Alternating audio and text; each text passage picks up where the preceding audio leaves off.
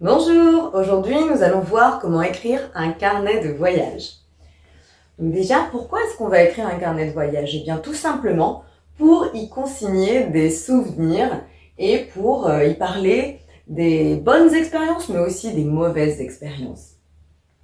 Donc au niveau de l'énonciation évidemment, eh bien c'est un récit personnel, on parle de notre histoire et de ce que l'on ressent, de ce que l'on voit, de toutes ces choses-là. Donc l'énonciation, c'est-à-dire la manière dont on va écrire, ça va être à la première personne. Je vais employer les pronoms je, moi, mon, mes. Au niveau de la forme, eh bien tu peux écrire un journal de bord où tu vas mettre la date et puis tu vas peut-être parler de certaines choses. On n'est pas obligé d'écrire tous les jours et on n'est pas obligé d'écrire comme ça, hein, mais c'est un petit conseil. Au niveau du support, tu peux prendre un carnet, mais aussi un grand cahier. Là, c'est vraiment au choix. Il est important d'y mettre du visuel. Donc, des photos, des collages, des dessins. Tu peux aussi, toi, dessiner des tickets, des titres de transport, par exemple, je sais pas, pour le métro ou le bus. Pour les entrées culturelles, comme un musée ou si tu es allé visiter un château. Mais on peut aussi, si on a envie, trouver des petites plantes, des petites fleurs qui sont typiques du lieu où tu es parti. Et puis, tu sais, on peut les sécher entre deux pages, comme on peut le faire pour un herbier. On peut également mettre des citations de poèmes ou des citations peut-être un peu célèbres et pour faire le lien avec ce qu'on est en train de vivre, ou encore faire une comparaison avec un roman que l'on a lu ou un film que l'on a vu ou éventuellement une série. On notera ce que les images représentent parce qu'après, en fait, tu risques d'oublier. Donc, on va mettre une petite légende comme ça sous les photos ou sous n'importe quel support visuel. Et puis, tu pourras t'amuser à personnaliser la couverture, à faire, je sais pas, quelque chose de créatif, coller plein de petits trucs, mettre de la couleur. Là, c'est toi qui vois. Les thématiques qui vont être abordées dans le carnet de voyage, eh bien, évidemment, ça va être les habitudes et les coutumes de l'endroit que l'on va visiter. On peut parler de la langue si elle est différente, de qu'est-ce que ça fait d'entendre une langue différente, est-ce qu'on comprend, des manières de dire bonjour, d'entrer en interaction avec les autres. On peut parler aussi des vêtements. Il y a des pays où, par exemple, je pense au sari indien, où c'est vraiment très très différent de ce que nous on porte en France, par exemple. Et évidemment la nourriture, parce que quand on part, on est toujours confronté à une nourriture différente et ça c'est intéressant. On peut également parler du paysage et du climat qui peut être vraiment typique, je sais pas, un pays nordique par exemple, il va faire très froid et justement en quoi c'est différent de ce qu'on a l'habitude de vivre. Et on pourra dans son carnet de voyage relater des anecdotes personnelles, des petites histoires que l'on a pu vivre avec des personnes que l'on a rencontrées. En termes de linguistique, c'est-à-dire comment on va écrire dans notre carnet, eh bien on a dit déjà on écrive à la première personne, c'est un fait. Et il va y avoir différents types de textes dans notre carnet de voyage. Il y a un mélange de textes descriptifs, mais également explicatifs et aussi narratifs. Là, quand on va raconter notamment nos anecdotes personnelles. On emploie du vocabulaire des émotions et aussi des sensations, c'est-à-dire les 5 sens.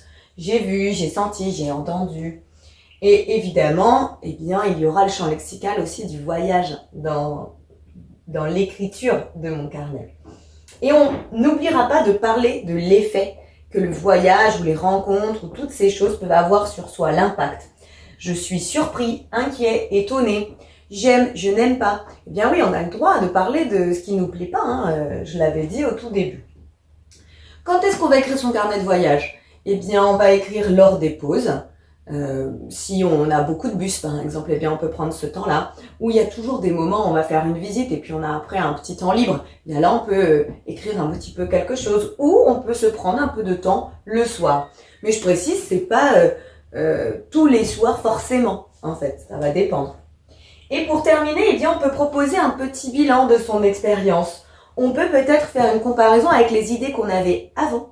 Et puis, du coup, ce que l'on en pense une fois que le voyage s'est passé. On peut parler de l'impact que ça a eu sur soi, ce voyage. Parce que, en fait, le voyage, c'est rencontrer les autres, évidemment, mais c'est aussi se rencontrer soi-même. Parce que le voyage, il va avoir un impact sur la personne que tu es. Donc, peut-être qu'avant, tu n'osais pas trop aller vers les autres et que depuis ce voyage, eh bien, tu y vas davantage.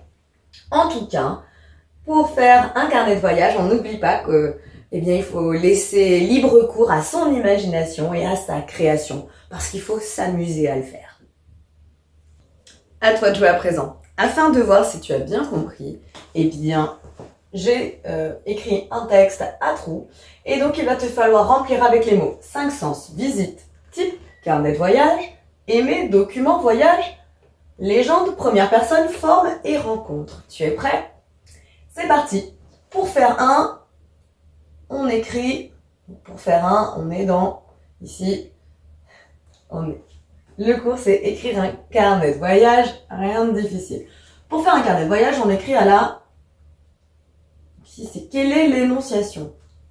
Première personne. Ok, super. Il peut prendre des différentes. Des formes. Eh bien oui, j'ai dit que ça pouvait être un cahier, un carnet, qu'on pouvait écrire tous les jours, que l'on pouvait ajouter des choses à l'intérieur.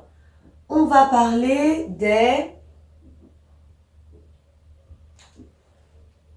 des rencontres, évidemment, des habitudes de vie, des visites culturelles. On peut dire ce qu'on a aimé et moins aimé. On ajoute des documents, et là les documents en fait ils sont de nature différente. On a dit photos, tickets, même plantes si on voulait.